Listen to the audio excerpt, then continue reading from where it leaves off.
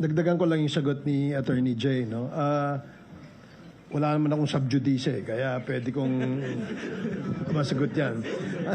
Alam mo, gaya ng sinabi ng ating first witness na yung kanyang nakitang encashment, no, in the amount of 125 million is unusual, no, sa loob ng kanyang 3 dekadang karir o karera sa loob ng Land Bank.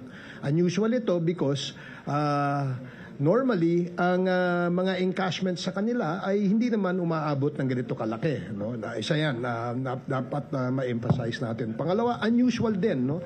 Na nagkatugma, no? Yung testimonya ni Ramil Madriaga at saka nitong ating first witness, who is the bank manager. No? Tama, 4 na bag, pinaglagyan ng cash, 3 30 million at isang 35 million. At ito ay nakumpirma, no, sa testimonya ngayon ng ating bank manager na gaya nga ng nabanggit ninyo, nung April pa, sinabi na ito ni Ramil Madriaga.